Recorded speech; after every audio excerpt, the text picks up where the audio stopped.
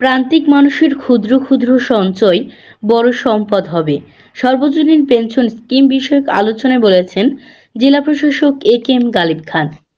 চাঁপাইনবাবগঞ্জে উপজেলা পর্যায়ে সর্বজনীন পেনশন স্কিম সুষ্ঠু ও সফলভাবে বাস্তবায়নের লক্ষ্যে অবহিতকরণ সভা অনুষ্ঠিত হয়েছে। মঙ্গলবার সকাল 11টা থেকে সদর উপজেলা পরিষদের সম্মেলন কক্ষে এ সভার আয়োজন করে সদর উপজেলা প্রশাসন। সভায় প্রধান অতিথি হিসেবে বক্তব্য দেন জেলা প্রশাসক এ.কে.এম. গালিব খান। সর্বজনীন পেনশন স্কিম একটি যুগান্তকারী পদক্ষেপ হিসেবে উল্লেখ করে জেলা প্রশাসক বলেন, প্রান্তিক মানুষের ক্ষুদ্র ক্ষুদ্র সঞ্চয় একদিন বড় সম্পদে পরিণত হবে। তাই প্রধানমন্ত্রী বঙ্গবন্ধু কন্যা শেখ হাসিনার আহ্বানে সাড়া দিয়ে সকলকে এই পেনশন স্কিমের আওতায় আসতে হবে। আপনারা সকলে রেজিস্ট্রেশন করবেন।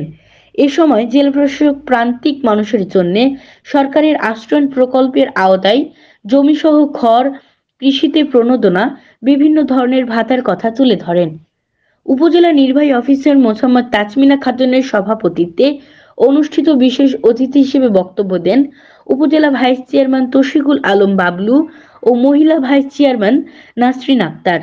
সর্বজনীন পেনশন সম্পর্কে বিস্তারিত আলোচনা করেন সোনালী ব্যাংকের প্রিন্সিপাল অফিসার মোহাম্মদ মাহিদুর রহমান, অগ্রণী ব্যাংকের এসপিও শামীম আহমেদ ইকবাল ও সিটি ব্যাংকের এরিয়া ম্যানেজার মোহাম্মদ ইকবাল জুবেরি।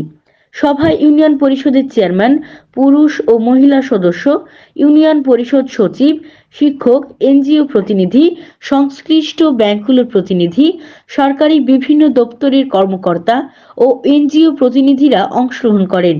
পরে সদর উপজেলা নির্বাহী কর্মকর্তার কার্যালয়ে সর্বজনীন পেনশন বিষয়ক হেল্প ডেস্ক উদ্বোধন করেন জেলা প্রশাসক এ.কে.এম. গালিব খান।